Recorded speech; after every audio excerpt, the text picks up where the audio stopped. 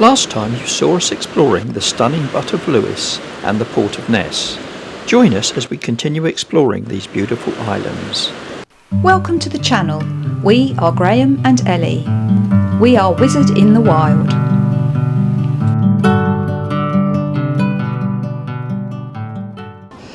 Good morning. It's a sunny morning today. Had a very wet night last night, very blustery. Hope you can hear me over the wind. I'll just give you a quick look round where we are. We're at a place called Port of Ness and we're parked in the sports centre car park, which is free overnight, and they've got all the waste dumping that you could possibly need. So we camped here. We were going to camp at the Port of Ness harbour, but Ellie was quite worried about the breakers and that coming over the harbour wall, which might well have happened, so we didn't. So I'll let you have a look round. Merlin's looking quite clean this morning, so the rain has really given him a good old wash. So let me show you where we are.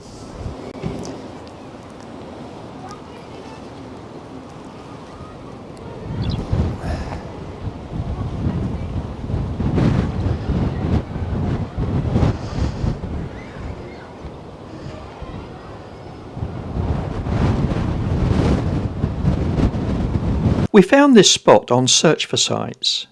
It is free to stay, but if you use the facilities such as grey water, black water, or top up your fresh water, then the charge is £4. You can also use the showers in the centre for a further charge of £2.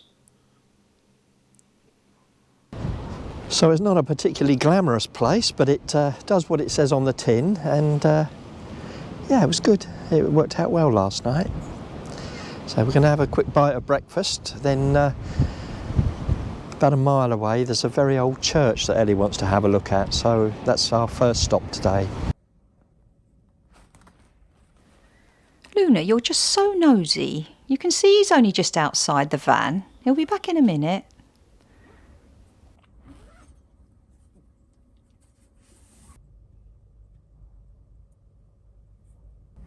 A few people have asked us how we pack everything into the van when we're away for so long. Well, we use these little bags, holds everything in place and keeps it all nicely contained. Works out well. And of course any day has to begin with dogs who are raring to go. And this doesn't look anything like raring to go. Hope you like Jazz's little sleep suit. It means we can take her harness off because she has to be tethered because she ends up on the dashboard. But we can tether it to her little sleep suit so that... Oh, you're going to show it off, are you, Jazz? Oh, no, we're curling up. So, yes, it keeps her nice and cosy, but it's not tight under her little armpits. Yep, she's not raring to go. I see. That run on the beach yesterday must have worn you out, guys. You tired, Luna? I've been asked how we get a good Wi-Fi in Merlin without drilling a fixed antenna. Our van Wi-Fi serves us really well, but to give the signal an extra boost without drilling a roof aerial, I use these magnetic aerials. I will insert a link top right and at the end of the video if you want to see the full Wi-Fi video. I just put them out at night. They're magnetic and they stick on the van roof, and we can still have the roof closed, so that gives us internet in the van with a stronger signal. So our plan for the day, starting here at the sports centre stopover, we're then going to take a look at St Molug's, an ancient church, and then from there we're going on to Port Stoth, which we glimpsed yesterday. But before that, of course, we've got to walk the doggies.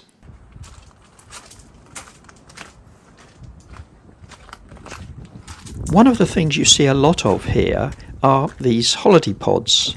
This one looked really lovely, and they'd even built a miniature black house on the drive. We get to show you inside a real black house in later vlogs. Just across the fields there's a loch that's also a nature reserve. This pile that you see on the right is peat. This is what islanders use to fuel their homes. And as ever, we're never far from the sea.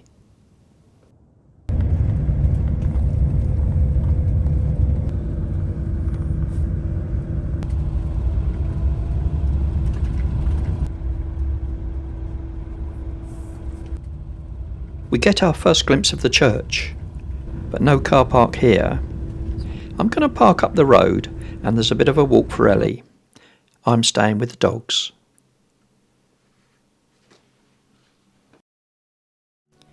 So we're parked up in the township of Europe and I've left Graham behind in Merlin with the dogs. But as you can see, here is the beautiful stone building in the middle of two fields, and it is the unique and beautiful St Molug's Church. As you can see, it can only be reached by walking along a narrow fenced earth path, and that path is about 100 yards long.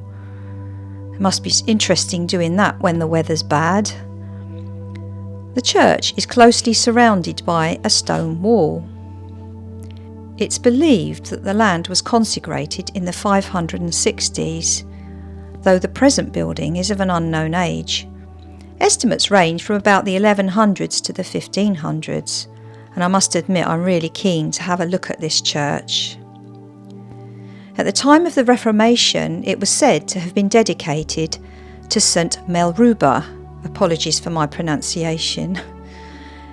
As a result, the church became a place of pilgrimage for those seeking healing both in body and in mind.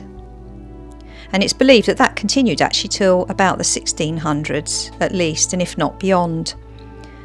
By the 1800s, the church was a roofless ruin, but the Scottish Episcopal Church raised funds for its restoration, which were completed by 1912. There is no electricity or water to the church, and lighting is by oil lamp and candle only, and there's no heating or anything like that, obviously. And it's very dark inside apparently. And this is a wonderful cross. I don't quite know why it's positioned at an angle the way that it is, but just look at these beautiful carvings, and they're all different. Every single one is unique. That is really beautiful. So let's go in and have a look. Wow. Well, it's really dark in here. I mean, the camera's doing a better job of seeing it than I am. It's really dark. There is no lighting at all other than from the very narrow windows, but isn't it just so beautiful? It's always good to give a donation. And this looks really interesting.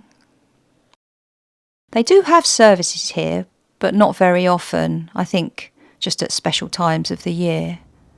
And I've had to leave the door open because it's so dark. But there's a very peaceful, wonderful feeling being here. It's like no church I've ever been to before. Very simple, very pared back. Just man and God.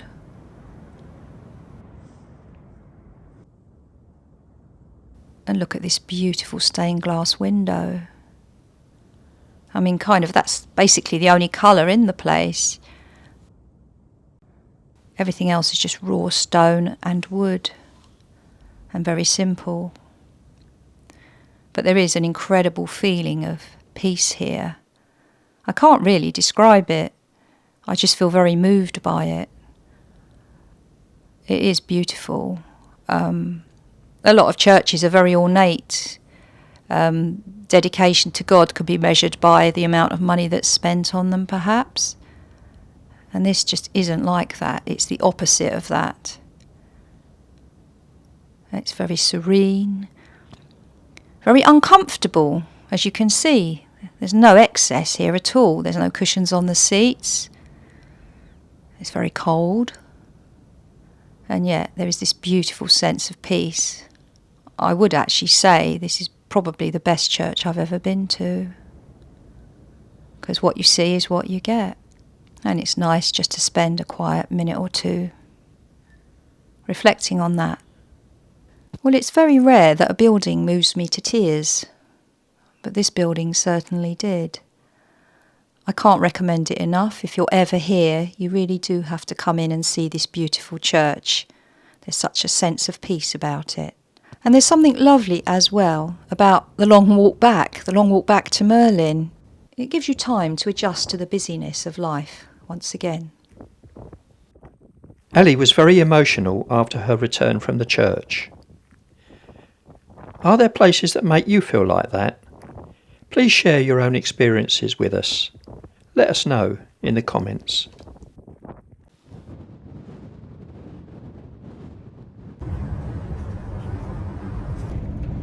Sunshine, wind, showers.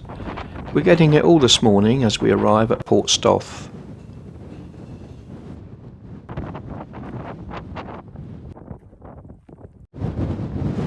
This little cove that we're about to see is in fact where they landed all of the building materials for the Butt of Lewis Lighthouse.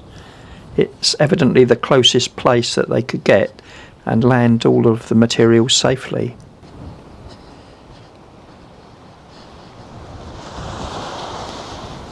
Wow, let's get down there and have a look.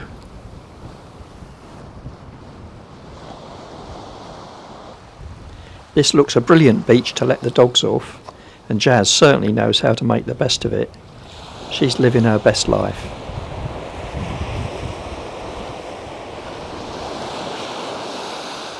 All of the girls love the beach, Luna and Maya too.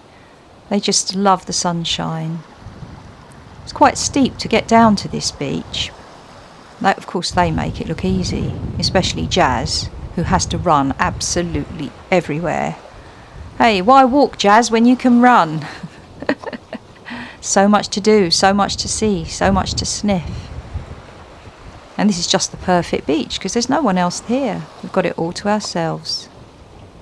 So they can just explore to their heart's content.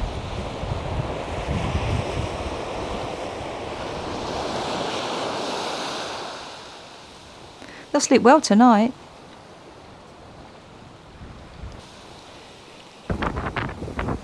Well, Jazz knows what to do when the waves come up the beach fast.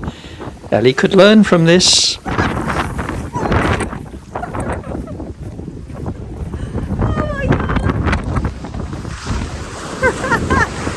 Oh no! I got absolutely soaked. It came up a lot further. Went over my shoes, yeah. Oh, that was cold. Just at the bottom, yeah. What a YouTuber. Well, this is pretty stunning, isn't it? You probably can't hear me. Well, this is pretty stunning.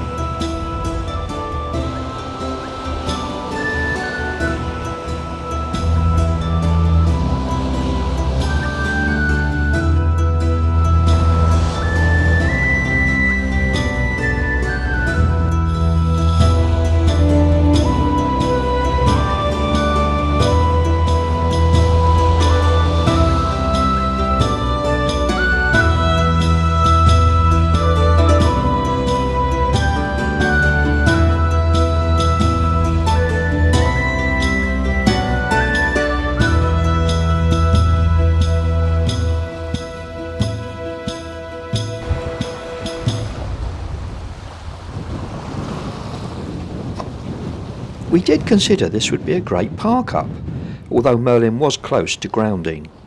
Anyway, we've got more to do today. There are plenty more Day 8 activities, but we're going to leave it here. An original shieling, some amazing standing stones, and another fantastic park up are all in the next episode. Thank you for joining us this week. If you've enjoyed our vlogs, please do consider liking, subscribing and giving us the thumbs up. Oh, and don't forget to comment, we love to hear what you think of our vlogs. And join us next time for some more adventures with Wizard in the Wild.